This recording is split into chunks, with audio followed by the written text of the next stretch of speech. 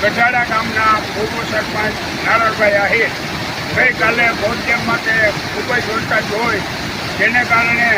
Vote dam overflow થવા જેને પાટિયા ખોલેલું હોય જેથી ગઢાડા ગામનો જે મુખ્ય રસ્તો કોલપેર આવે છે તે પાણીમાં ગરકાવ થઈ ગઈ છે જેને કારણે આજે જન્માષ્ટમીનો તહેવાર હોય અને લોકોને તાલુકા મથકે જવું હોય તો આજે ખૂબ જ મુશ્કેલીનો સામનો કરવો પડે છે. ત્યારે અમારી એવી માંગણી છે